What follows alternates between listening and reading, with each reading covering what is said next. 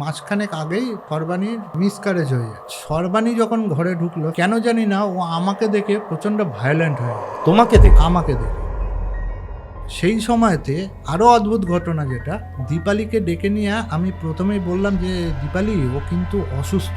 তখনই ওইখান থেকে সর্বাণী রিপ্লাই দিচ্ছে, আমি অসুস্থ। মাঝরাতে রিতমের ঘুম ভেঙে যায়। ও ঘুম থেকে উঠে দেখছে যে সর্বাণী গিয়ে দেয়ালের মধ্যে মাথা ঢুকছে। চিৎকার চেঁচামেচি চলছে। কি ব্যাপার না, সেই সিঁড়ির ঘরের যে ছাদের ওপর সেইখানে সর্বাণী উঠে পড়েছে। আচ্ছা। আর উঠে একদম ছাদের ধারে এসে দাঁড়িয়ে রয়েছে। ও,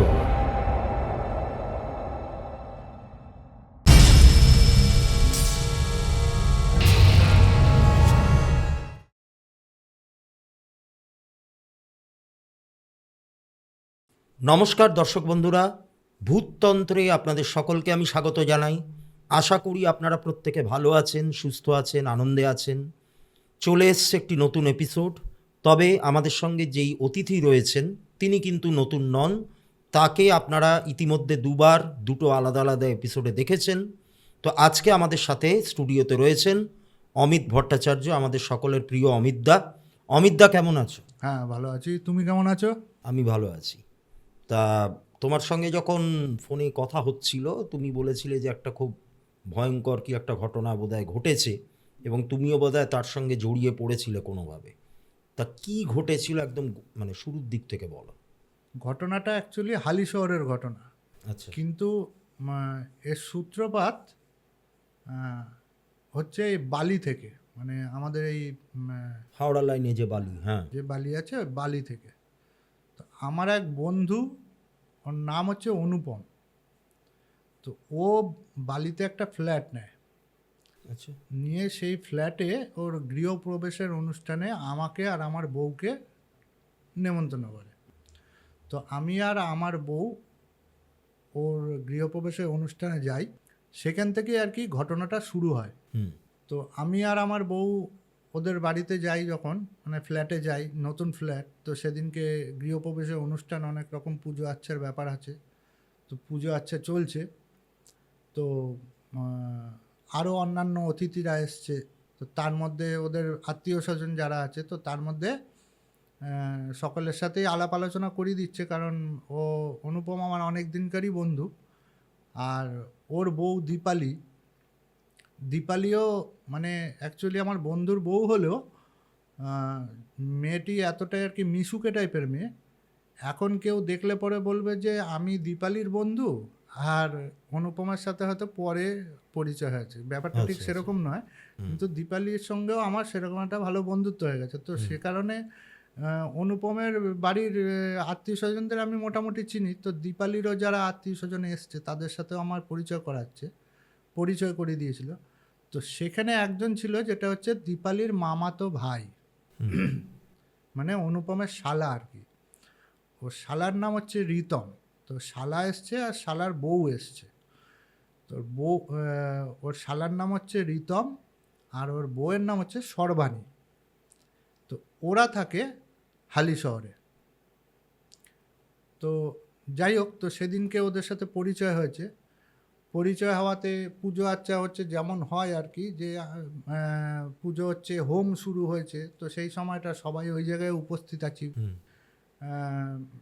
হোমের একটুখানি বেশ সুন্দর পরিবেশ, ধুনোর গন্ধ, ধূপের গন্ধ। তো সবাই সেরকমভাবে পুজোর দিকেই খেয়াল রাখছি। তো রিতম আর কি, সর্বাণীর যে হাজব্যান্ড, ও আর কি ওর দিদি জামাইবাবুর পিছন সাইডটাতে, ওরা তো হোমের কাছে বসেছে, স্বামী স্ত্রী। তো ওর দিদি ওই জামাইবাবুর পেছন সাইডটাতে গিয়ে বসে আছে। আর আমি ঠিক যে জায়গাটা হোম হচ্ছে তার সাইডে একটা ঘর আছে, ওই ঘরের যে দরজা, ওই দরজার কাছে আমি দাঁড়িয়ে আছি। আর সর্বাণী যে আর কি রিতমের বউ আর কি, অনুপমা শালার বউ, তো ও ওইখানে আমার থেকে একটু ডিস্টেন্সে ও দাঁড়িয়ে আছে। তো আমি যেটা প্রথমে ফলো করি, যে ওই সর্বাণী একটু কেমন যেন আনকমফোর্টেবল ফিল করছে। মানে সবাই ওইখানে পুজোর দিকে সবারই মনে এক ধরনের খুশি আনন্দ, একটা পুজোর অনুভব নিচ্ছে সবাই। কিন্তু ও একটু কেমন যেন আনইজি ফিল করছে, কীরকম একটা করছে, আবভাব করছে। তো আমি সেটা খেয়াল করি। কিন্তু এইবার আমার বন্ধু শালার বউ, তাকে আমি আর অতটা কথাবার্তা বলিনি, সেরকম পরিচয় করে দিয়েছি ওই পর্যন্তই। তো তারপরে হঠাৎ করে দেখলাম যে ওর হাজবেন্ড মানে রিতম হঠাৎ করে ওর দিদির পিছনে বসেছিল, ওইখান থেকে উঠে চলে এলো। আচ্ছা। মানে ও আর কি জিনিসটা ফলো করেছে, যে ওর বউ এখানে দাঁড়িয়ে আছে কিন্তু ওর বউকে ফলো করছিল, যে ও যে একটু আনইজি ফিল করছে, একটু কেমন আনকমফোর্টেবল ফিল করছে, সেটা ও খেয়াল করেছে, করে ও উঠে চলে এসছে। এসে দুজনের মধ্যে কি কথা হলো বুঝতে পারলাম না। তো ওরা ওইখান থেকে বেরিয়ে মানে এরকম ডান সাইডে আর একটা ঘর আছে, তো সেই ঘরের মধ্যে ওরা ঢুকে গেল। ঢুকে গিয়ে ওখানে দরজা বন্ধ করে দিল। তো এটা একটা কেমন দৃষ্টিকটু ব্যাপার যে একজন কারুর বাড়িতে এসেছি, সবাই এত লোক রয়েছে, সেখানে হঠাৎ করে দুজন মিলে ঘরের মধ্যে ঢুকে গেল, ঢুকে গিয়ে দরজা বন্ধ করে দিল। তো যাই হোক, আমি আর কিছু অতটা বলিনি। তো হোম যথারীতি চলছে। বেশ কিছুক্ষণ পরে হঠাৎ করে দেখলাম দীপালি, মানে অনুপমের স্ত্রী, আমার বন্ধু স্ত্রী আর কি, ও ওই হোম শেষের পর্যায়ে, সেই সময় ও হোমের ওখান থেকে উঠে যায়, উঠে গিয়ে ওই ঘরে ঢোকে। তো রীতিমতো ওরা তিনজন ওই ঘরেতে রয়েছে। তো এবার হোমটাও শেষ হয়ে যায়, তখন অনুপম উঠে আসে, ওর সাথে আমি একটু কথাবার্তা বলছি। তো হঠাৎ করে দীপালি তখন ওই ঘর থেকে বেরিয়ে আসে। আচ্ছা। তো দীপালি ঘর থেকে বেরিয়ে এসে তখন যেটা বলে যে অনুপমকে বলছে যে দেখো আবার সেই সমস্যা, একই রকম সমস্যা, যেটা ভয় করছিল, আসতে চাইছিল না, ভাই আসতে চাইছিল না, সেই সমস্যা আবার। ভাই মানে ওই রিতম। তো সেই সমস্যা। তো এবার তো যাই হোক, আমিও উপযাজক হয়ে কিছু আমি সেরকম জানতে চাইছি না, কিন্তু ওরা দেখলাম নিজের থেকেই বলল, কারণ ওরা, আমি তো ওদের বন্ধু, তো ওরা জানে আমার প্রফেশনটা কি, আমি কি ধরনের কাজকর্মের সাথে যুক্ত। তো ওরা আমাকে নিজের থেকেই বলল যে বেশ কয়েক মাস ধরে ওদের একটা সমস্যা যেটা চলছে, যে ওই যে ওর সর্বাণী আর কি, সর্বাণী প্রচণ্ড হঠাৎ করেই মাঝে মাঝে প্রচণ্ড দুর্গন্ধ পায়। আচ্ছা। তো দুর্গন্ধ পায়, আর সঙ্গে ওর হাতের তালু, পায়ের তালু, এই সমস্ত প্রচণ্ড জ্বালা করে। তো এই সমস্যাটা ওদের কিছুদিন ধরে হচ্ছে। তো আর একটা, এটা আমি পরে জানতে পারি যে মাসখানেক আগেই সর্বাণীর মিসক্যারেজ হয়ে যায়, কনসিভ করেছিল, মিসক্যারেজ হয়ে যায়। তো যাই হোক, তো বলে যে এরকম সমস্যা হচ্ছে, তো সেই কারণে, তো তখন আমি বুঝতে পারলাম যে আগে কিছু শারীরিক সমস্যা, যে কারণে ওরা আলাদা ঘরে গিয়ে করছে। তো যথারীতি যেমন পুজো আচ্চা শেষ হয়েছে, সবাই প্রসাদ পেয়েছে, প্রসাদ পাচ্ছে, প্রসাদের অনুষ্ঠান শেষ হলো, ইতিমধ্যে দুপুর, এবার দুপুরবেলা মধ্যাহ্নভোজেরও ব্যবস্থা করা হয়েছে, তো সেইখানে সকলে খাওয়া দাওয়া করছে। তো এবার আমি ওয়েট করছি যে সকলের খাওয়া দাওয়া হয়ে গেলে আমরা সব বন্ধুবান্ধব একসাথে খাবো বসে, আমি, আমার বউ, তো ওরা সবাই মিলে বসে খাবো। তো এবার লাস্ট ব্যাচে আমি, আমার বউ, অনুপম, ওর বউ, আর ওদিকে সর্বাণী আর রিতম, আমরা একসাথে লাস্ট ব্যাচে খেতে বসি। আচ্ছা। তো তখন সর্বাণী মোটামুটি সুস্থ, মানে সেই সময় ওর যেরকম মনে হচ্ছিল তার থেকেও একটু সুস্থ অনুভব করছে। তো তখন খেতে বসে আর কি একটা ডিসিশন নেওয়া হলো যে খাওয়া দাওয়া হয়ে যাচ্ছে, তখন প্রায় 4টে মতো বাজে। তো খাওয়া দাওয়া হয়ে যাচ্ছে, তো তারপরে আমরা খাওয়া দাওয়া শেষ করে ঘন্টাখানেক পরে একটুখানি বেড়াতে বেরোবো, কোথায় না এই গঙ্গার ধারে একটু বেড়াতে যাব। আচ্ছা। তো ঠিক আছে, বেড়াতে যাবে। তো আমি আর বেড়াতে যাইনি, তা আমি বললাম তোরা যা। তো আমার বউ ওদের সাথে গেল, আমি ওদের ঘরেতেই রয়ে গেলাম। ওখানে অনুপমের বাবা মা রয়েছে, তাদের সাথে আমি একটুখানি গল্প গুজব করলাম। তো আর ওদের ডাইনিং রুমটাতে সাইড মতো, মানে ডাইনিং সাইডে আর কি একটা ডিভাইন টাইপের রাখা আছে, যেখানে মানে বসে রেস্ট ফেস্ট নেওয়া যায়, তা আমি সেখানে একটু গা এলিয়ে নিলাম। তো ওরা যথারীতি গেছে তো গেছে, কিন্তু আমার না মাথায় একটুখানি অন্য ধরনের চিন্তা ঘুরছে। মানে আমি সবসময় যে সমস্ত কাজ নিয়ে থাকি আমার মাথাতে মনে হচ্ছে যে চিন্তাতে যে এইরকম ধরনের কেন হচ্ছে, হঠাৎ করে দুর্গন্ধ কেন পাচ্ছি, হুম হাতে পায়ে জ্বালা তা অন্য কিছু হতে পারে, যাই হোক। তো দুর্গন্ধ কেন পাচ্ছে আমি এটা নিয়ে একটু চিন্তা করছি কী ধরনের ব্যাপার হতে পারে। তো এর মধ্যে দেখলাম ওরা হঠাৎ করে ব্যাক করে চলে এলো। আচ্ছা, মানে ওরা আর ওদের যাওয়া আসাটা বেকার হয়েছে, ওরা আর এও করতে মানে পারেনি, ঘুরতে পারেনি। না ঘুরতে পারেনি। তো ওরা ব্যাক করে চলে এসছে। তো প্রথমে অনুপম যখন উঠে এলো ওপরে, তখন তখন বললো যে সর্বাণীর আবার শরীর খারাপ করছে, আমরা আর গেলাম না, হুম আমরা চলে এলাম। কিন্তু সেই পর্যন্ত ঠিক ছিল। সর্বাণী যখন ঘরে ঢুকলো, ফ্ল্যাটের মধ্যে ঢুকলো, কেন জানি না ও আমাকে দেখে প্রচণ্ড ভায়োলেন্ট হয়ে গেল। তোমাকে দেখে? আমাকে দেখে সে কি? আমাকে দেখে ভায়োলেন্ট হয়ে গেল কেন সেটাও আমি বুঝতে পারছি না। আর তার মধ্যে আমি যে ওকে কিছু বলেছি, ওর সাথে যে বিশেষ কিছু কথাবার্তা বলেছি তাও না। হুম আমি কিন্তু খালি ওকে একটু লক্ষ্য করেছি। মানে যখন দাঁড়িয়েছিল তখন লক্ষ্য করেছি, যখন খেতে বসেছে তখন লক্ষ্য করেছি। আমি খালি লক্ষ্য করেছি ওর অ্যাক্টিভিটিসটা। ও মানে কিছু বোঝবার চেষ্টা করেছি, সেই জন্য ওকে একটুখানি লক্ষ্য করেছি। এর বেশি কিন্তু আমি ওর সাথে যে খুব বেশি কথাবার্তা বলেছি তাও না। তো আমাকে দেখে প্রচণ্ড ভায়োলেন্ট হয়ে গেল। আর সেই সময়তে ওর শরীরে অদ্ভুত রকমের একটা কেন যেন অদ্ভুত একটা বল চলে এলো। মানে আচ্ছা, আমরা যে ডিভাইনটাতে বসেছিলাম হুম সেই ডিভাইনটাকে ও পা দিয়ে এরকম ধাক্কা মেরে দিলে ডিভাইনটা রীতিমতো সরে গেল। মানে খুবই উইয়ার্ড ব্যাপার, কারণ হ্যাঁ, ডিভান ওইভাবে মানে খুব না জোর না, খাটিয়ে সরাতে হয়। হ্যাঁ। হুম তো সেটাকে ওটাই আমি ভাবছি যে, আর তার মধ্যে আমি বসে রয়েছি, আর অনুপমের বাবা পাশে একটা চেয়ারে বসে আছে। হুম তো ওই দেখে অনুপমের বাবাও মানে প্রচণ্ড ভয় হতবাক পেয়ে হয়ে গেছে, গেছে, হ্যাঁ। ভয় পেয়ে গেছে, হঠাৎ করে কি হলো। হুম তো ওই রকম মানে ডিভাইনটাকে পা দিয়ে সরিয়ে দেওয়ার পরে আমি সঙ্গে সঙ্গে ওখান থেকে উঠে পাশের ঘরে চলে গেলাম। পাশের ঘরে গিয়ে দীপালিকে একবার ডেকে নিলাম। আরও অদ্ভুত ঘটনা যেটা, দীপালিকে ডেকে নিয়ে আমি প্রথমেই বললাম যে দীপালি ও কিন্তু অসুস্থ। এবার এই কথাটা কিন্তু আমি বলেছি, ওরা দাঁড়িয়ে রয়েছে ডাইনিংয়ে, হুম আর আমি চলে গেছি পাশের ঘরে। যেহেতু ও আমাকে দেখে ভায়োলেন্ট হয়ে গেছে, আমি আর ওখানে থাকিনি। এবার আমি পাশের ঘরে চলে গিয়ে দীপালিকে ডেকেছি।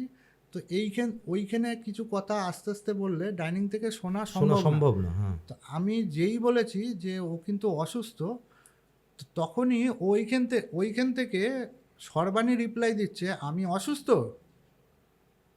কি বলছো? মানে তুমি আস্তে আস্তে কথাটা বলেছো, তাও হ্যাঁ ওর হ্যাঁ কানে হ্যাঁ গেছে? হ্যাঁ। আচ্ছা, মানে আমি ওই ঘর থেকে ওকে ওই ঘরে পাশের ঘরে গিয়ে বলছি, আর ও ওইখানে ডাইনিং থেকে জিনিসটা ও রিপ্লাই দিচ্ছে আমাকে। তা আমি তখন আর বেশি কথা না বাড়িয়ে আমি আমি দেখেছিলাম যখনই ঢুকেছিলাম যে দেখবে গৃহপ্রবেশের অনুষ্ঠানে দেয়ালে ঘুঁটে দিয়ে, মানে গোবর দিয়ে, হুম হুম তার মধ্যে কড়ি দিয়ে এরকম কিছু একটা রিচুয়ালস থাকে যে ঘি ঢালা হয়, এই সমস্ত একটা মাঙ্গলিক অনুষ্ঠান থাকে। তো সে কারণে ওরা একটুখানি গোবর এনেছিল প্যাকেটে করে। তো সে আচ্ছা, প্যাকেটে করে একটুখানি গোবর রাখা ছিল। তা আমি দীপালিকে তখনই সঙ্গে সঙ্গে বলি যে তুমি একটু গোবর নিয়ে এসো সামান্য, আর একটু গঙ্গা জল নিয়ে এসো। আচ্ছা, তো যথারীতি দীপালি সঙ্গে সঙ্গে গিয়ে গোবর আর গঙ্গা জল নিয়ে আসে। আর আমি ওটা একটা পাত্রের মধ্যে গোবর গঙ্গা জল গুলে জলটাকে পড়ে দিই, আর দীপালিকে বলি যে তুমি গিয়ে জলটা ওর গায়ে ছিটাতে থাকো। মানে ওর যে ভায়োলেন্ট হয়ে গেছে সেটা যাতে ঠিক হয়, তার জন্য আমি এটা মানে সেই সময় আমার যেটা মনে এসছে সেটা করেছি। আর গোবর আর গঙ্গা জল এই জিনিস দুটো খুব এফেক্টিভ জিনিস। মানে এই সমস্ত যদি কোনো রকম খারাপ কিছু কারুর শরীরের ওপর হয়ে থাকে, বা ধরো এটাও বলে রাখা ভালো যে অনেকেরই উপকার হবে, যদি ধরো ঘরের মধ্যে কিছু অবাঞ্ছিত কিছু পাওয়া গেল, মানে তুমি জানো না, হঠাৎ করে তুমি দেখলে তোমার ঘরে একটা কিছু পুটুলি পড়ে রয়েছে, বা হুম একটা হুম কিছু কেউ কিছু ফেলে গেছে, যেটা দেখে তোমার সন্দেহ হলো যে এই জিনিসটা কিন্তু ঠিক নয়। তো সেটা নিষ্ক্রিয় করবার জন্য যে পদ্ধতিটা, সেটা কিন্তু এই গোবর গঙ্গা জল দিয়ে হতে পারে। আচ্ছা। গোবরের গঙ্গা জলের মধ্যে গোবর মিশিয়ে প্রথমে কাজ হচ্ছিল ওর ওপর গোবর গঙ্গা জল দিতে হবে, দিয়ে বাড়ির বাইরে কোনো একটা জায়গায় যদি গর্ত করে তার মধ্যে ওইটাকে দিয়ে আগুন ধরিয়ে যখন ওটা পুড়ে যাবে তারপরে মাটি চাপা দিয়ে দিতে হবে। আচ্ছা, মানে ওই ছাইটাকে চাপা দিয়ে দিতে হ্যাঁ হবে। হ্যাঁ, ছাইটাকে চাপা দিয়ে দিতে হবে। তো এটা বলে দিলাম যাতে অনেকেরই অনেকের সুবিধা সুবিধা হবে। হবে এগুলো, হ্যাঁ। তো গোবর আর গঙ্গা জল এই সমস্ত কাজের ক্ষেত্রে খুব এফেক্টিভ হয়। তো সে কারণে যেহেতু আমি গোবর দেখেছি ওখানে রয়েছে, তো আমি গোবর আর গঙ্গা জল নিয়ে আসতে বলি, আমি একটু পরে দিই। তো আর ও গিয়ে ওইটা যখন ছেটাতে শুরু করে আস্তে ধীরে তারপর থেকে মিনিট 10-এর মধ্যে আস্তে আস্তে নর্মাল হয়ে যায়। আর আমি আর ওর সামনে যাইনি। তো নর্মাল হয়ে যাওয়ার পরে ওকে নিয়ে গিয়ে অন্য একটা ঘরে শুয়ে দেওয়া হয়। আর তখন অনুপম ওর বউ আর ওর শালাকে নিয়ে আমার সাথে আলোচনা করতে হয় যে ব্যাপারটা কীরকম হলো। তো সবই তো তোর সামনেই ঘটলো, তুই দেখলি। হুম। তো আর ওরা বেশ কিছুদিন ধরে একটুখানি চিন্তিত ছিল ব্যাপারটা নিয়ে, যেহেতু ওই দুর্গন্ধটা পাচ্ছে। আর ওই দুর্গন্ধ পাওয়ার 15-20 দিন পরে সর্বাণীর মিসক্যারেজ হয়ে গেছে। আচ্ছা। ঠিক আছে। তো সে কারণে ওরাও একটু ব্যাপারটা নিয়ে চিন্তা করছিল কি ব্যাপার হলো, কি অন্য কিছু ব্যাপার নাকি। ওরাও এই সমস্ত কিছু আন্দাজ করছিল যে কেউ কিছু করলো নাকি। হ্যাঁ, তো আর এই যে ভায়োলেন্ট হয়ে যাবার ব্যাপারটা, এই জিনিসটা কখনো হয়নি, সেটাই প্রথমই হলো। তো সে কারণে ওরা এসে যখন আমার সাথে বলল, তো যথারীতি তুমি তো জানোই যে আমি যে কোনো কেসে আগে ছক দেখতে চাই। তো একদম। তো যাই হোক, তো ছক দেখতে চেয়েছি।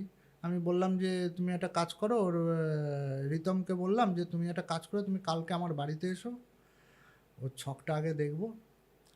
কিন্তু অদ্ভুত ব্যাপার, ছকের মধ্যে আমি খারাপ কিছু পাইনি। আচ্ছা। মানে ছকে যে কিছু খারাপ কিছু দেখাচ্ছে তা কিন্তু নয়। এমনকি ওর যে মিসক্যারেজ যে হয়ে গেছে, তো ওর জন্মছকে সেটা মিসক্যারেজ হওয়ার কোনো যোগই আমি পাইনি। সে কি? এর আগে বেশ কিছু ঘটনা এমন ঘটেছে যাতে যেরকম ধরনের ঘটনা ঘটেছে যে হ্যাঁ এরকম সময়তে এই মানুষটার এরকম একটা ঘটনা ঘটতে পারে, এটা হয়েছে, ছকের সাথে মিলেছে।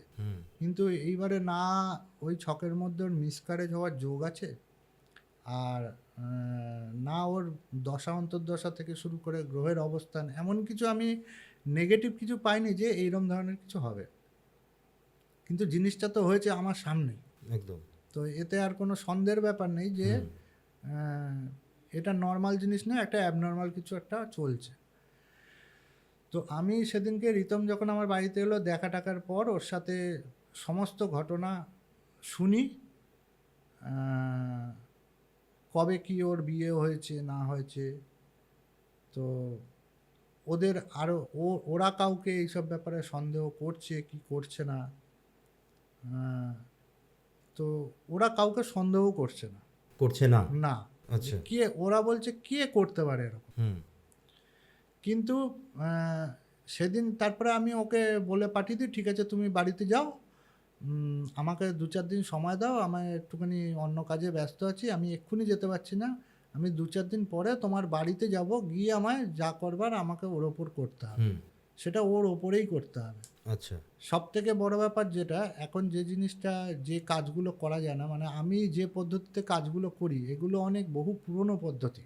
হ্যাঁ, কোনো লেটেস্ট পদ্ধতি কিন্তু এর মধ্যে আবিষ্কার হয়েছে কিনা জানি না, হয়তো অনেকে অনেক ধরনের পদ্ধতি করে, কিন্তু আমি যেগুলো কাজগুলো করি এগুলো অনেক পুরনো পদ্ধতি। তো পুরনো দিনকাল আর বর্তমান দিনকাল তো সমান নয়। তো সব কাজ না সব জায়গায় সমানভাবে করা যায় না। যেমন ধরো ভায়োলেন্ট কেস যেগুলো হয়, অনেক ক্ষেত্রে এমন হয় যে ধরো সর্ষে চালান, হ্যাঁ, জল পড়ে ছিটে দেওয়া, ধূপবান মারা, হ্যাঁ, সর্ষে বান মারা, এই সমস্ত যেগুলো করা হয় আর কি, সেগুলো করে কিছু কাজ হচ্ছে না, তো তখন বেদ চালান দিতে হয়। বেদ? বেদ বেদ বেদ? বেদ বেদ যে বেদ দিয়ে বাচ্চাদের স্কুলে পেটানো হয়, সেই বেদ চালান দিতে হয়। আচ্ছা। প্রয়োজনে ওই বেদ চালান দিতে হয়, কিন্তু সেইটা বর্তমান দিনে করা সম্ভব হয় না। মানে এগুলো যে করতে যাব দেখা গেল এটা একটা ক্রাইম হয়ে গেল, আমি উল্টে ফেসে গেলাম, এরকম আচ্ছা আচ্ছা হ্যাঁ, তো এরকম একটা ব্যাপার হয়ে যেতে পারে। হয়তো দেখা গেল আমি করতে গিয়ে হয়তো দেখা গেল যার সঙ্গে করছি, যার ওপর সেটা আমি প্রয়োগ করছি, তার বাড়ির কেউই আমার ওপর নেগেটিভ কিছু বলতে শুরু করলো, বা সেই পুলিশে কিছু খবর দিলে, এমনও তো হতে পারে। তো এখন না সেরকমভাবে খোলাখুলি সব কাজ করা যায় না। মানে এইগুলো করতে গেলে কি শরীরের ওপর প্রভাব পড়ে, মানে যার ওপর করছো? হ্যাঁ হ্যাঁ, তার উপর, তার শরীরের ওপর একটা দখল তো পড়বেই। মানে আঘাত পেতে পারে সে। হ্যাঁ, মানে ধরো প্রথমেই যে বেত পেটানো হয় তা নয়, ঠিক প্রথমে ভয় দেখানো হয়, সাইডে বাড়ি মেরে এ করে, কিন্তু তাতেও যদি না হয় এমনও করতে হয়, দুঘা দিতেও হয় বাড়ি, সঙ্গে হাত পিছন দিকে মুড়ে বেঁধেও দিতে হয় অনেক সময়। এই কেসটাতেই বুঝতে পারবে বাধ্য হয়নি, কিন্তু কেন বাধ্য হয়। কারণ আমার ওপরেই ইট ছুঁড়ে মেরেছিল সে, যে কারণে আর কি। তো এরকম ক্ষেত্রে এই জিনিসগুলো করতে হয়, কিন্তু বর্তমান দিনে এখন এই সমস্ত কাজ করা সম্ভব হয় না। তো যে কারণে আমি দীপালিকে রাত্রিবেলা একবার ফোন করি। তো যেহেতু ওর সাথে আমার একটা ভালো বন্ধুত্বের সম্পর্কই হয়ে গেছে, তার ওর যেহেতু ভাইয়ের বউ, তো ওরই আত্মীয়ের মধ্যে, তো ওকে আমি ব্যাপারটা খুলে বলি যে দেখ এরকম এরকম ব্যাপার, কাজ আমি করতে যাব, চেষ্টা আমি করব, আমি কোনো জায়গায় বলি না যে আমি কাজ করে দেবো 100% হয়ে যাবে একদম, আমি খালি বলি আমি চেষ্টা করব। তো তো আমি ওকে খুলে বলি যে এইরম এরম কেসে কিন্তু এইরম এরম হয়, এরম করতে হতে পারে, নাও হতে পারে, যদি করতে হয় তাহলে কি করব সেটা বল। তো ও আর কি ওদের বাড়ির লোকের সাথে কথাবার্তা বলে তো তারপরে আবার রিতমও আমাকে ফোন করে, দিয়ে আমি ওদেরকে বলি যে দেখো আমার তো আর কাউকে জোর করে পিটানো কোনো উদ্দেশ্য নেই, এটা তো একটা ট্রিটমেন্ট বলতে পারো তুমি, তো ট্রিটমেন্ট করতে গিয়ে যদি প্রয়োজন পড়ে তাহলে এটা হতে পারে, আমি তোমাকে জানিয়ে দিচ্ছি, করতে হবেই এমন কোনো ব্যাপার নেই। তো যাই হোক ওরা রাজি হয়, ঠিক আছে, বলে যে ঠিক আছে আপনি তো জানা পড়ে, যেহেতু ওর দিদির সাথে আমাদের বন্ধুত্ব আছে, ভালো পরিচয়, সেহেতু বলে ঠিক আছে কোনো ব্যাপার নেই, আপনি আসুন, অসুবিধা নেই। দিয়ে পরে আমি আমার মতো রেডি হয়ে ওকে যেদিন সময় দিই, ও হ্যাঁ, আর একটা ব্যাপার যেটা ঘটে, যেদিন আমি ওকে সময় দিই তার আগের দিন আর একটা ঘটনা ঘটে, যেটা যে রাতের বেলায় ওরা স্বামী স্ত্রী শুয়ে রয়েছে, ঘুমোচ্ছে, মানে সর্বাণী আর রিতম? হ্যাঁ, সর্বাণী আর রিতম ঘুমোচ্ছে।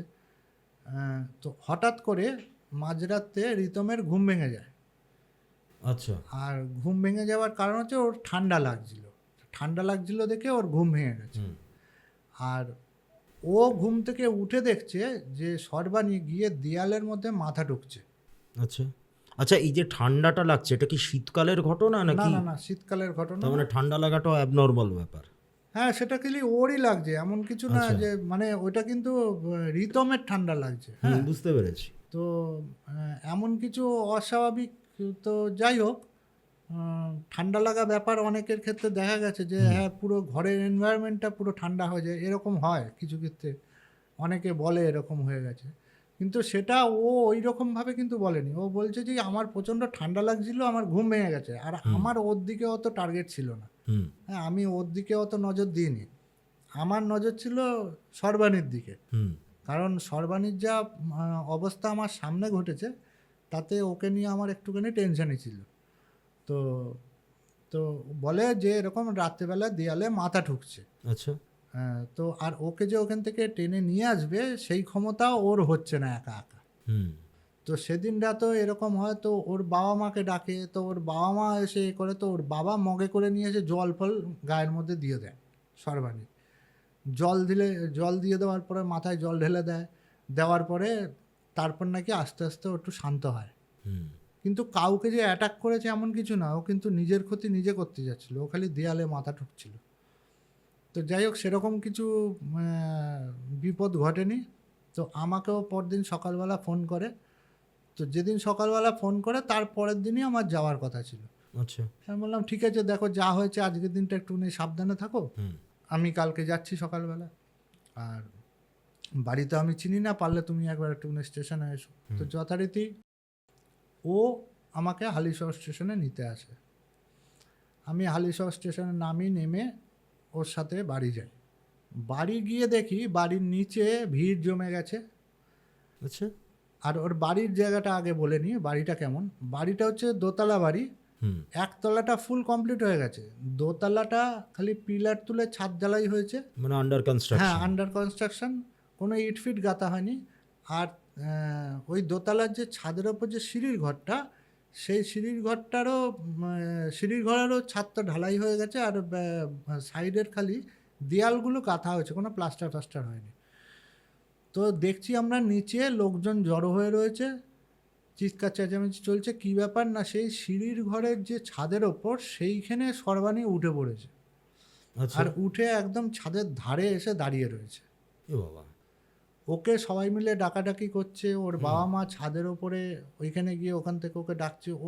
ওর কোনো রকম ভুরুক্ষেপ নেই। হুম। তো মতো অবস্থা দেখে কি করব, সঙ্গে সঙ্গে আমরা দুজন মিলে ছাদে যাই, ওপরে দৌড়ে যাই। আর একটা ব্যাপার, ওই যে সিঁড়িঘরের ছাদে উঠেছে, ওদের ওই সিঁড়িঘরের ছাদে উঠবার জন্য একটা সিঁড়ি ছিল তৈরি করে, যেমন রাজমিস্ত্রিরা কাজ করবার সময় দেখবে দুটো বাঁশ দিয়ে তার মাঝখানে কাঠের পাটা ফাটা পেরে হ্যাঁ, পেরে হ্যাঁ, হ্যাঁ, একটা টেম্পোরারি একটা মই মতো সিঁড়ি মতো বানিয়ে নেয়। বানিয়ে নেয়, হ্যাঁ। তো সেরকম একটা সিঁড়ি ওই সাইডে পড়েছিল, কিন্তু ওইটা কিন্তু ওই সিঁড়ির ঘরের দেয়ালে লাগানো ছিল না। হুম। যে কারণে ওর বাড়ির কেউ বুঝতে পারছে না ও ওপরে উঠলো কী করে। আচ্ছা।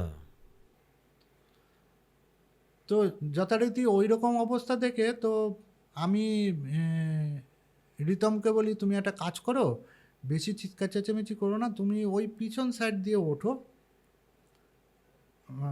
আস্তে আস্তে ওঠো, সুযোগ বুঝলে তুমি ওকে ধরে নেবে। হ্যাঁ, আর আমি বলি ওর বাবাকে বলি একটা আসন নিয়ে আসতে, মানে আমি ঠিকই করে নিই যে যা কাজ করবার এই ছাদের ওপরে বসেই করতে হবে। আচ্ছা। তো আমি ওর বাবাকে বলি, আপনি দুটো আসন নিয়ে আসুন এখানে ছাদের ওপরে, আর যা যা জিনিসপত্র আনতে বলেছিলাম সেগুলো আপনি পরে আনবেন, আগে আসন দুটো নিয়ে আসুন। হুম। তো এবার আসন নিয়ে এসে আসন পাতা হয় দিয়ে। তো আমাদের এই ধরনের কাজের ক্ষেত্রে এক একটা কাজের জন্য এক এক ধরনের মন্ত্র থাকে। মানে ধরো এইরকম ধরনের কেসে ধরো অনেক ক্ষেত্রে হয় যে কেউ গাছের ওপরেও উঠে যায়, বুঝতে পেরেছো তো? মানে সে ওঠে না, তার মধ্যে যে জিনিসটা কাজ করছে সেই সময়তে সে ফোর্স করে ওঠায়। আর ওইখান থেকে যে ফেলে দেওয়াই হচ্ছে তার আসল উদ্দেশ্য। ওখান থেকে পড়লেই সে মরে যাবে, মানে ওকে মারাই হচ্ছে তার আসল উদ্দেশ্য। তো যে কারণে আমাদের সেই রকম ধরনের কিছু অ্যারেঞ্জমেন্ট থাকে যে আসন পেতে ওকে আসনে টেনে আনবার জন্য কিছু কিছু মন্ত্র প্রয়োগ থাকে। তো আমি যথারীতি আসন পেতে আমি আমার কাজ শুরু করি, আর রিতমকে বলি তুমি পিছন সাইড দিয়ে ওঠো, উঠে সুযোগ পেলেই ওকে ঝপ করে ধরে নেবে। আচ্ছা। দিয়ে পরে আমি যখন মন্ত্র পড়তে শুরু করি, এতক্ষণ তো কারোর সাথেও কোনো কথা বলছিল না, কাউকে রেসপন্স করছিল না। যখন মন্ত্র পড়তে শুরু করি তখনও আস্তে আস্তে ঘুরে আমার দিকে তাকায়, আর যেই সময় ঘুরেও আমার দিকে তাকিয়েছে তখনই রিতম পেছন থেকে গিয়ে ওকে ধরে নিয়েছে। আচ্ছা। কিন্তু ধরে নিলে কি হবে, ওকে ধরে রাখবার মতো ক্ষমতা ওর নেই, এইরকম একটা অবস্থা। তো ইতিমধ্যে পাড়ারও কিছু লোকজন ওপরে চলে আসে, আর একটুখানি ওই দিকটা একটু গ্রাম এলাকা, তো ওখানে হয় কি যে আশেপাশের লোকজন কারুর বাড়িতে কিছু হলে না সব জড়ো হয়ে যায়। তো কি হয়েছে না হয়েছে দেখি, হ্যান হয়েছে তেন হয়েছে, তো যে যার মতো চলে এসছে। তো আরও একজন ছেলে পিছন দিক দিয়ে উঠে দুজন মিলে ধরে কোনো রকমের যুদ্ধ করে ওকে নিচে নামানো হয়। আচ্ছা। নামানো তো হলো, কিন্তু নামানো হলেও ওকে যে আমি ডাকছি আসনে বসানোর জন্য, ও কিছুতেই আসনে আসবে না। আচ্ছা। আর বারে বারে ওর টেন্ডেন্সি, তখনই ওর বাড়ির লোক বুঝতে পারলো, শ্বশুর শাশুড়ি বুঝতে পারলো ও কী করে ওপরে উঠেছে। তুমি বিশ্বাস করবে না যে এরকম দেয়ালে যে প্লাস্টার তো হয়নি, খালি ইটগুলো গাঁথা রয়েছে, তবে দুটো ইটের মাঝখানে সিমেন্ট রয়েছে, কিন্তু হালকা একটা ফাঁকা ভাগ তো থাকে। সেই ফাঁকাগুলোতে ও নিজের বুড়ো আঙুল ঠেকিয়ে আর এমনি হাতের নখ দিয়ে ধরে ওই ফাঁকায় ধরে ধরে ও বেয়ে বেয়ে ওপরে উঠে যাচ্ছে। ডেঞ্জারাস ব্যাপারটা। বারে বারে উঠে যাচ্ছে, ওকে সবাই মিলে টেনে নামানো হচ্ছে, কিন্তু ও কিছুতে আসনে আসবে না, ও ওখানেই উঠে যাচ্ছে। আচ্ছা। তো রীতিমতো আমি যেরকম সন্দেহ করেছিলাম, যেরকম বলেছিলাম বেত চালান দিতে হবে, তো সেরকম অবস্থায় দেখলাম। তো আমি বেতের বাড়ি আমি মারিনি, হুম আমি একটু চিৎকার চেঁচামেচি করি। আর এসব কেসে কী হয়, মন্ত্র পড়ার সঙ্গে সঙ্গে যে ক্লায়েন্ট থাকে, ক্লায়েন্ট বলতে মানে যার আর কি ওরকম হয়েছে, হুম বাধা সৃষ্টি হয়েছে, ভূত বাধা হয়েছে বা প্রেত বাধা হয়েছে, তো তাকে তার সাথে Conversation, হ্যাঁ, কনভারসেশন কথাবার্তা করতে বলে। হয়, যে কথাবার্তা বলতে হয়, যে কী কারণে এসছো, কেন এসছো, কী চাই তোমার, হুম হ্যাঁ। তো এরম ধরনের কথাবার্তা বলতে হয়, বলে বলে তাকে বিভিন্নভাবে বারে বারে বলে বলে তাকে আসনে নিয়ে আসতে হয়। এরম কিছু প্রসেস আছে যেগুলো করতে হয়। তো সেরকম করতে করতে তো আমি ওর গায়ে ঘা দিইনি, দিতে হয়নি। তো ওর পাশে দেয়ালে বাড়ি ফাড়ি মেরে এরকম করে ওকে ভয় দেখিয়ে বাধ্য হয়ে ওদেরকে বলে ওর হাত পিছন দিকে বেঁধে ওকে কোনো রকমের আসনে বসানো হয়। আসনে বসানোর পরে যেরকম যে কাজ থাকে, ধরো ওই যেরকম বললাম তোমাকে, সর্ষে বান মারা হয়, তারপরে তোমার ধূপ বান মারা হয়, এরকম যেগুলো কাজগুলো থাকে সেগুলো করতে থাকি, কিন্তু কোনোটাতেই কোনো রেজাল্ট হচ্ছে না। আচ্ছা মানে আমার উদ্দেশ্য কি, যে তুই কেন এসছিস, তোকে কে পাঠিয়েছে, তুই কি চাস। যদি দেখা যায় যে হ্যাঁ ও যেটা চাইছে সেটা দিয়ে দেওয়া সম্ভব, তাহলে বলতে হবে হ্যাঁ ঠিক আছে, এটা তোকে দিয়ে দেওয়া হবে, তুই পেয়ে গেলি, তুই ছেড়ে যা। হুম এইরকম একটা প্রসেস চালাতে হয়। আর যদি না এমন কিছু সে চায় যেটা সম্ভব না, তাহলে পরে তখন আরও ক্রিয়া চলতে থাকে। এই ক্রিয়াগুলো হচ্ছে অ্যাকচুয়ালি ওর শরীরের উপরে এফেক্ট করতে থাকে। মানে যত আমি এগুলো করব, ও চিৎকার চেঁচামেচি করছে, ও তো হাঁপিয়ে যাচ্ছে, হ্যাঁ হাঁপিয়ে যাচ্ছে না। এদিকে আগুন জ্বালিয়েছি, ওখানে সর্ষে পোড়া দিচ্ছি, এ দিচ্ছি সে দিচ্ছি, এর একটা স্মেল আছে, স্মেল সেটা আছে। সেটা ওর মধ্যে ঢুকছে, তো হাঁপিয়ে যাচ্ছে। তো যেটা ওইখানে সেরকমই হচ্ছে, মানে আমি আমার মতো কাজ করে যাচ্ছি, ওর মতো ভায়োলেন্ট চিৎকার চেঁচামেচি করছে।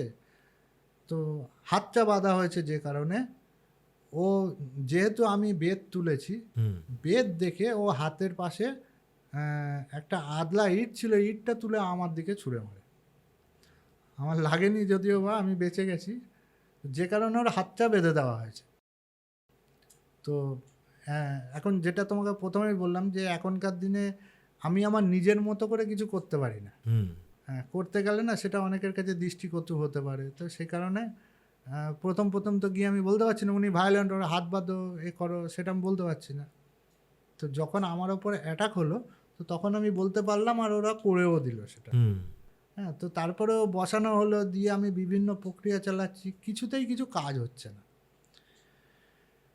তো লাস্ট যেটা কাজ হয়, 28 ঘড়া জল, মানে মাটির যে ঘড়া হয়, সেই ঘড়া 28টা ঘড়া, ওদের আশেপাশেই বাজার আছে, তো আমি সঙ্গে সঙ্গে বলার পরে ওরা সঙ্গে সঙ্গে গিয়ে বাজার থেকে মিনিট 10-15 মধ্যে ঘড়া নিয়ে চলেছে, মাটির ঘড়া।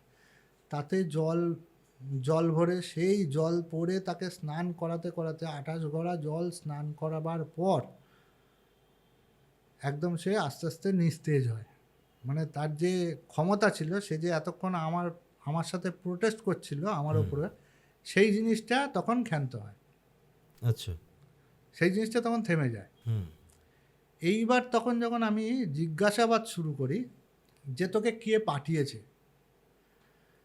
তো ওরা যেটা বলছিল, এবার পাঠানোর ব্যাপার, পাঠানোর একটা প্রক্রিয়া আছে, ওটা যে ধরো দর্পণ চালান করা হয়। মানে ধরো মাটির যে মালসা হয় না, হ্যাঁ হ্যাঁ দর্পণ বলতে আয়না দিয়ে চালান হয় না, মাটির মালসার মধ্যে জল দিয়ে সেই জলটাকে চালান করা হয়, তার মধ্যে দেখতে বলা হয়, ওর মধ্যে দেখে ও বলে যে ওকে কে এখানে পাঠিয়েছে। তো এরকম একটা প্রসেস থাকে, তো সেই সব কিছু করতে হয়নি। আর ওগুলো করবার মতো পরিস্থিতিতেও ছিল না। ওইগুলো তখনই করা যখন যার ওপর প্রয়োগ করছি তার মধ্যে শরীরে স্ট্রেংথ থাকে। হ্যাঁ, তো এতক্ষণ ধরে ও এমন চিৎকার চেঁচামেচি লাফালাফি করেছে, যা করেছে তাতেও একদম নিস্তেজ হয়ে গেছিলো। তো আমি আর ওইসব দিকে এগোইনি, রিস্ক নিইনি। হুম তো একবার জিজ্ঞেস করাতে যে কে পাঠিয়েছে, তো একবার মুখ ফসকে একটা নাম ওর বেরিয়ে গেছে, যে নামটা ওর পাশের বাড়ির কোনো একটি মেয়ের নাম, আচ্ছা যেই মেয়েটির সঙ্গে রিতমের কোনো এক সময় প্রেম ভালোবাসা ছিল। আচ্ছা। তো সেই মেয়েটির বিয়ে হয়ে গেছে, হুম কিন্তু মেয়েটি চাইতো রিতমকে বিয়ে করতে, রিতমও চাইতো, তো যে কারণে কোনো একটা কারণে, পারিবারিক কোনো একটা কারণে, তো রিতম পরের দিকে ঘুরে যায়, বলে যে না ঠিক আছে, বাড়ির লোক চাইছে না, আমার দ্বারা হবে না, এরকম একটা কিছু ব্যাপার ঘটে। তো যে কারণে মেয়েটা ওর প্রতি বেশ খানিকটা অসন্তুষ্ট ছিল। হুম তো মেয়েটি খালি মানে ওই সর্বাণীর মুখ থেকে ওই নামটা খালি একবার হালকা বেরোয়। তো সেই নামটা যেটা বেরোয়, সেই নামটা কিন্তু খালি রিতম শুনেছে, মানে এতটা উইক হয়ে গেছিলো, রিতম যেহেতু ধরেছিল পাশে, নামটা খালি রিতম শুনেছে আর আমি শুনেছি, কিন্তু আমি শুনলেও আমি তখন জিনিসটা সকলের সামনে বলিনি। দিয়ে এইসব করবার পরে যখন দেখলাম যে একদম পুরো শরীর ঝিমিয়ে গেছে, তো আর একটা রিচুয়ালস হয়, যেটা ধরো কারোর মধ্যে প্রেত চালান করা হয়েছে, কেউ এরকম ভায়োলেন্ট হয়ে গেছে, তার থেকে বের করা হবে। এবার সে যে সত্যি সত্যিই বেরোচ্ছে, বেরিয়ে যে যাচ্ছে, তার একটা প্রমাণ চাওয়া হয়। হ্যাঁ হ্যাঁ হ্যাঁ। তো প্রমাণগুলো কিরম করা হয়, বলা হয় ঘোড়াতে জল ভরে দাঁতে করে নিয়ে যেতে বলা হয়। অনেক সময়, আগের সময় হতো কি বলতো, জুতো মুখে করে নিয়ে যা, সেই সব তো এখন এসব করা হয় না, এখন এইসব কোনো কিছুই হয় না। বুঝতে পারছো তো, এখন প্লেন পরিষ্কার, কেউ এত রিস্ক নেয়ই না, ঠিক আছে? কারণ কি, রিস্ক নিতে গিয়ে ওর ওপর ধকল পড়বে, পড়ে যদি বাই চান্স ওর কিছু হয়ে যায়, তাহলে কি হবে? অন্য বিপদ অন্য হয়ে একটা যাবে। বিপদ হয়ে যাবে। তো যে কারণে ধরো সাপে কাটারও কিন্তু অনেক ধরনের তন্ত্রমন্ত্রের ব্যাপার আছে, যে জিনিসটা এখন একেবারে বিলুপ্ত হয়ে গেছে, ওটা এখন আর হয় না, কারণ ওটা এখন ডাক্তার হসপিটালে এত অ্যাভেলেবেল হয়ে গেছে, এখন সোজা লোকে হসপিটালে নিয়ে যাচ্ছে। তো এখন কেউ কাউকে রিস্ক নিয়ে বলবেও না যে আমি পারি, তুমি আমার কাছে নিয়ে এসো। সেই রকমই এই জিনিসটাও, মানে এখন অত ডিটেলসে কেউ কিছু করতে চায় না। তো আমিও ওকে একবার বললাম খালি, যে তুই যে বেরোবি এখান থেকে, আমি বুঝবো কি করে, তোকে কিন্তু প্রমাণ দিতে হবে। তো তখন বলছে যে আমি আর পারছি না। আচ্ছা। মানে ব্যাপারটা যেন এমন হয় যে ও যেন জানে সব পরপর কি হয়, মানে কেউ একজন কাজ করতে আসলে কি কি করে, এরকম অভিজ্ঞতা যেন ওর আছে, ওই এরকম। প্রেতটার আছে। হ্যাঁ, ওই প্রেতটার আছে এইরকম। আচ্ছা। ও আমাকে বলছে আমি আর পারছি না, আমার শরীর আর দিচ্ছে না, আমি কলসিও তুলতে পারবো না, কিছুই করতে পারবো না। তো অনেক সময় কলসি তুলতে বলা হয়, কেউ বলা হয় যে গাছের ডাল ভেঙে দিয়ে যা, এরকম বলা হয়। যাই হোক, আমি আর কোনো চাপাচাপি করিনি, আমি বললাম তাহলে ছেড়ে যা, এক্ষুনি যা। যখন বলেছি তারপরে হঠাৎ করে সর্বাণীর শরীর ছেড়ে দেয়, ও পড়ে যায় মাটি। আর ও পড়ে যাওয়ার পরেই দেখা যায় যে সিঁড়িটা আমরা দাঁড় করিয়েছিলাম, সেই সিঁড়িটা আচমকা পড়ে যায়। তো আমি ওইটাকেই প্রমাণ হিসেবে ধরে নিই, আমি আর কিছু ঘাটাই না। হতে পারে ওইটা এমনিতেই পড়ে গেছে, ঠিক আছে, কিন্তু আমি আর ঘাটাইনি, যেহেতু এইসব এখন আর এই সমস্ত জিনিস ঘাটানো সম্ভব হয় না। তো তারপরে এ তো গেল সেদিনকে, তারপরে ওকে যা ঝেড়ে ফেড়ে দেওয়া, ওর যা দেহবন্ধন করবা, সেই সমস্ত করলাম, করে দিয়ে তো ও একটু সুস্থ হলো। করে ওর সাথেই একসাথেই বসে আমি ভাত খেলাম ওদের বাড়িতে, সর্বাণীর সাথে। হ্যাঁ আচ্ছা। ওদের বাড়িতে বসেই ভাত খেলাম। তো একটু উইক ছিল শরীরটা ঠিকই, কিন্তু ও খেলো উঠে ফুটে। কিন্তু ও কিন্তু তখন একদম নর্মাল ছিল, মানে মানে আমার সাথেও দেখা হয়েছে আগের দিন, হ্যাঁ, সেই হিসেবে যে আমি ওর পরিচিত, ও যে আমার সাথে কথা বলছে, আবার আবার একথাও আমাকে বলছে যে দাদা আপনি বাঁচালেন কিন্তু আমাকে, মানে ওর ভেতরে যে একটা অন্য কিছু এন্টিটি কাজ করছিল, আর সে যে রীতিমতো উপদ্রব করছিল, তখন ও এই জিনিসটা ফিল করতে পারছে যে আমার ওপর এত রকম উপদ্রব চলছিল, সেই উপদ্রবটা এতক্ষণে বেরিয়ে গেছে, আমি খুব শান্তিতে আছি। কিন্তু ওই কথাগুলো সব মনে আছে, ও যা যা করতো, ভায়োলেন্ট হয়ে উঠতো, এগুলো মনে আছে সব? আচ্ছা। ওর মনে আছে সেটা। তো ও এটা বলছে যে আমি এগুলো করতাম, কিন্তু আমি কিন্তু নিজের থেকে করতাম না কিছু, মানে হয়ে যেত কখন, তারপরে পরে যখন কিছু সময় এরকম হতো, আমি শান্ত হতাম, তো আমার মনে হতো যে কেন করছি, কি করছি, নিজের প্রতি নিজের একটা ঘৃণাবোধ আসতো, এরকম হতো। কিন্তু ওর তো কিছু করার ছিল না। হ্যাঁ, তো ওটা ও সেই মুহূর্তে ওই অবস্থার পরিপ্রেক্ষিত করতে বাধ্য হতো। তো যাই হোক, ও যে ওই কথাটা বলল যে আমি এখন নিশ্চিন্ত হয়েছি, আমি তাতে আরও শিওর হলাম যে না, জিনিসটা বেরিয়ে গেছে। হ্যাঁ, মানে আমার মধ্যে যে সন্দেহ ছিল, যেটা আমরা করি অ্যাকচুয়ালি, যে প্রমাণ দিয়ে তোকে যেতে হবে।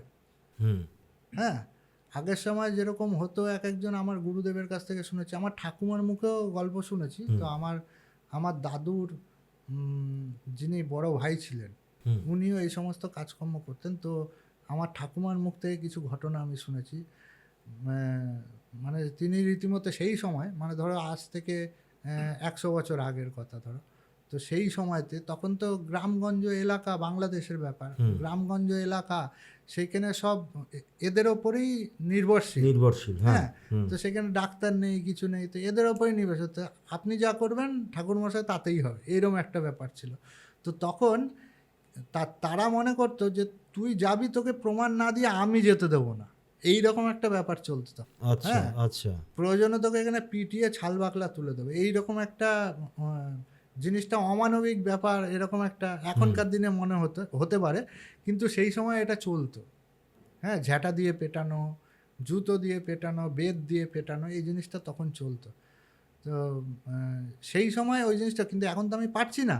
কিন্তু আমি যে ওর মুখ থেকে যে কথাটা শুনলাম যে দাদা এতদিনে আমি রেহাই পেয়েছি, তার থেকে আমি এটা শিওর হলাম যে ওর থেকে জিনিসটা যেটাই ছিল সেটা বেরিয়ে গেছে। তো এবার যথারীতি আমি বাড়ি চলে আসি। কিন্তু আর একটা সমস্যা হয় কি, যে ওর যে ওই গন্ধ পাওয়ার কেসটা ছিল, আর ওই যে জ্বালা হতো, যেটা হাতে পায়ে জ্বালা হতো, ওইটা পুরোপুরি যায়নি। মানে প্রায় বলতে গেলে 70-80% চলে গেছে, কিন্তু ওইটা তবুও মাঝে মাঝে পাচ্ছে এখন না, মানে সেই সময় পাচ্ছিল আর কি। তো এইবার তারপরে আমি অনুপমকে বলি, ও মাঝে মাঝে, যেহেতু আমার বাড়িও চেনে, তো আমার বাড়িতে ওর বউকে নিয়ে আসতো, যে দিনে আমি বলতাম, তো আমি আমার বাড়িতেই ওকে ঝেড়ে দিতাম, বা আরও কিছু কাজ থাকতো সেগুলো করে দিতাম। করতে করতে মোটামুটি 4 থেকে 5 মাস, প্রায় 6 মাসের মাথায় গিয়ে পুরোপুরি জিনিসটা কিওর হয়। আচ্ছা, এইটাই ছিল আমার, মানে এখনকার পর্যন্ত ভায়োলেন্ট কেস যেগুলো, তার মধ্যে সব থেকে ভয়ঙ্কর কেস, খুব চ্যালেঞ্জিং ব্যাপার। মানে এছাড়াও বেশ কিছু, একটা দুটো কেস পেয়েছি যারা এরকম ভায়োলেন্ট হয়ে গেছে, কিন্তু 2-4 বার জলের ছিটে মারতেই তারা ঠান্ডা হয়ে গেছে। আবার কাউকে এমন হয়েছে বেদ দেখিয়েছি খালি, তাতেই ঠান্ডা হয়ে গেছে। আচ্ছা, হ্যাঁ, তাতেই একদম স্যারেন্ডার করে দিয়েছে, যে না না, সে বলতে শুরু করে দিয়েছে। এমনও হয়েছে যে তার বাড়িতে তার স্বামী বা তার শাশুড়ি হয়তো কিছু অত্যাচার করছে। হ্যাঁ, তো এই রকম কিছু ঘটনা বলছে, এইগুলো হচ্ছে। হয়তো দেখো এমনও কিছু হয় যে বাড়িতে এমন অত্যাচার করছে না, যার ফলে তার একটা মানসিক সমস্যা চলে আসছে। হ্যাঁ, তো এই জিনিসগুলোও কিন্তু হয়, যে সব ক্ষেত্রে যে কেউ প্রেস চালান করেছে বা কিছু করেছে তেমনটা নয়। মানে কারোর যদি তুমি মাইন্ডের ওপরে প্রচণ্ড প্রেশার দাও, প্রচণ্ড টর্চার করো মানসিকভাবে, তো তারও কিন্তু এরকম ধরনের সমস্যা হতো। তো সেরকম সমস্যা 2-1টা পেয়েছি, কিন্তু সেই সমস্যাগুলোতে এই রকম পরিস্থিতি আমার কখনো হয়নি। তাদেরকে গিয়ে বেদ দেখানোতেই, মাটিতে 2 ঘা দেওয়াতেই তারা কিন্তু ভরভর করে সব বলতে শুরু করে। মানে পুরো স্যারেন্ডার করে দেয়, যে এই ব্যাপার, আমি এই সমস্যায় ভুগছি, হ্যান ত্যান এসব বলে দিল।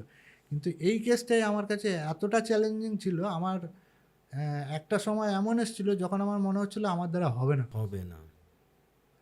কিন্তু যাই হোক, আমার গুরুর আশীর্বাদ আছে, যেটা আমার গুরুদেবের কাছে যেদিন প্রথম গেছিলাম, তো উনি একটা কথা আমাকে বলেছিলেন, যে আমি কিন্তু কিছু জানি না, বুঝেছো, আমি কিন্তু কিছু জানি না, আমি আমার গুরুর নাম নিয়ে কাজ করি, যা করি আজ পর্যন্ত কোনো জায়গায় আমি আটকাইনি। তো আমি দেখলাম আমার ক্ষেত্রেও সেদিন সেই জিনিসটাই প্রযোজ্য হয়ে গেল। একদম। তা এই যে গন্ধটা যে সর্বাণী পেত, হ্যাঁ, আর হাতে পায়ে যে জ্বালাটা ওর করতো, এইটার কি ব্যাখ্যা দেবে তুমি? মানে এটা তোমার কি মনে হয়, কেন পেত এটা? বা এই জ্বালাটাই বা কেন হতো? দেখো জ্বালা, আমি যদি এসব তুমি তন্ত্রটাকে আমি যেভাবে আর কি অ্যানালাইসিস করেছি, দেখেছি, তন্ত্রের মধ্যে সাইকোলজি, প্যারাসাইকোলজি প্লাস কেমিস্ট্রি হুম প্লাস কি বলে এটা আমাদের চিকিৎসাবিদ্যা, যেটা হ্যাঁ, মেডিকেল সায়েন্স। মেডিকেল সায়েন্স, হুম এই সমস্ত কিছু কিন্তু কম্বাইন্ড আছে। আচ্ছা।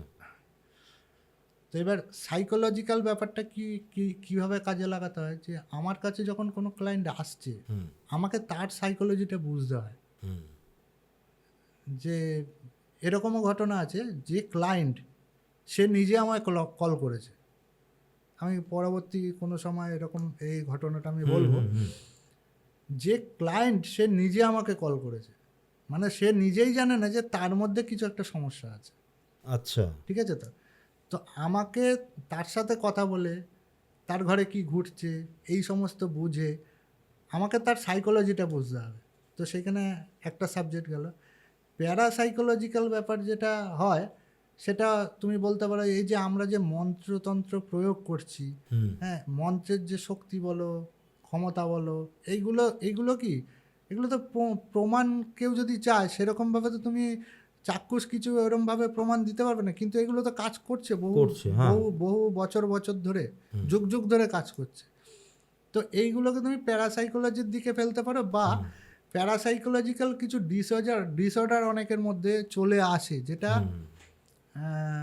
যে কারণে হয়তো ধরো যেটা নেই সেটা দেখতে পাচ্ছি, হ্যাঁ হ্যালুসিনেট করছে। হ্যাঁ হ্যাঁ হ্যাঁ সেটা দেখতে পাচ্ছি।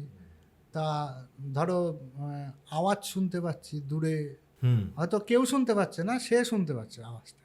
যেটা সর্বাণীর ক্ষেত্রে হয়েছে। হ্যাঁ, না গন্ধের ব্যাপারটা, গন্ধের হ্যাঁ ব্যাপারটা। এই জিনিসটা, এইগুলো কিন্তু হয়ে থাকে।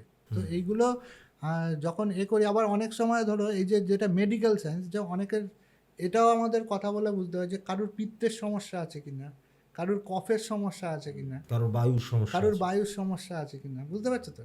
এই সমস্ত জিনিসগুলো না রিলেট করতে হয়। তো এইবার ধরো অনেকের ক্ষেত্রে এমন হয় যাদের পিত্তের সমস্যা আছে, তাদেরকে কিছু জিনিস ভিজিয়ে খেতে বলার কথা হয়। হ্যাঁ, অনেকের দেখা যায় ইউরিন পাসের সময় জ্বালা হচ্ছে, এইরকম ধরনের কিছু হয়। তো সেই সময় ধরো কুলত্থ কলায়ের জল, হ্যাঁ হ্যাঁ হ্যাঁ হ্যাঁ কুলত্থ কলায় ভিজিয়ে জল খেতে বলা হয়। তো তারপর অনেককে বলা হয় মৌরি ভিজিয়ে জল খাবেন। হ্যাঁ, তো এই জিনিসগুলো, তো এবার আমার যেটা মনে হচ্ছে ওর ক্ষেত্রে ওইরকম কিছু ওকে কুলত্থ কলাই ভিজিয়ে জল খাওয়ানো হয়েছিল, ওর কিছু পিত্তের সমস্যা ওর মধ্যে রয়েছে। ঠিক আছে, ওর কোনো কফের সমস্যা নেই, কোনোদিন সেরকমভাবে আমি কথাবার্তা বলে বুঝেছিলাম, তো সেইগুলো ওকে বলা হয়েছিল, ও রেগুলার সেগুলো খেত। হুম হ্যাঁ, এবার কিছু কিছু ব্যাপার হয় কি, কিছু কিছু মানুষ হয় কি, সবাই ভাবে কি যে মন্ত্র দিয়েই কাজ হচ্ছে না, তাহলে পরে আর আমিও করবো কেন, ডাক্তারের কাছে যাব কেন। এমন পেশেন্ট আমি দেখেছি, যেমন ধরো বললাম সাইকোলজিক্যাল প্রবলেম, বাড়ির লোক এই সমস্ত মানে না, তারা কোনো একজন ডাক্তারের কাছে নিয়ে গেছে, হুম সে ডাক্তার কি করবে, তাকে কিছু ঘুমের ওষুধ দেবে, হুম অ্যাংজাইটির ওষুধ দেবে, যাতে তার ঘুমটা ঠিক হয়। অনেকের ক্ষেত্রে ঠিকও হয়ে যায়, হ্যাঁ ঘুমিয়ে টুমিয়ে বেশ ঘুমটুম ঠিক হলো, কিন্তু অনেকের ক্ষেত্রে হয়ও না। তো তখন তুমি কোথায় যাবে? সেটাই। কিন্তু ডাক্তারের দৌড় তো, যে সাইকোলজিস্ট সে তো শুধু সাইকোলজিটুকুই জানে, হ্যাঁ, একদমই তাই। সে তো আর প্যারাসাইকোলজিকে বিশ্বাসই করবে না, হুম সে সেই দিকে যাবেও না। আবার সে কেমিস্ট্রির দিকেও যাবে না। মানে ধরো যে দ্রব্যগুলো আমি পোড়াচ্ছি, হুম ধুয়ো হচ্ছে, এগুলো থেকে একটা জিনিসের সাথে আর একটা জিনিসের মিশ্রণ, হয়তো কোনটার কি মিশ্রণে কি রিয়্যাক্ট করছে সেটা হয়তো আমিও তোমাকে পরিষ্কার ওই কেমিস্ট্রির ভাষায় বলে বোঝাতে পারবো না। এটা আমাদের অভ্যাসের ব্যাপার, যেমন আমার গুরু বলেছে যে এরকম হলে এইটা করবে, সেরকম হলে সেটা করবে, তো আমরা সেরকমভাবে করি, কিন্তু ওইটার মধ্যে কেমিস্ট্রি আছে, বুঝতে পারছো তো? তো তন্ত্র ব্যাপারটা কিন্তু একটা মহাবিজ্ঞান, এটা কিন্তু বাইরে বিজ্ঞানের নয়, থেকে বিজ্ঞানের অবশ্যই। বাইরে নয়, বরঞ্চ আমরা যে সচরাচর নর্মাল বিজ্ঞান দেখি তার থেকে অনেক বড় মাপের অনেক উঁচু গভীরে উঁচু যায়। স্তরের বিজ্ঞান এটা।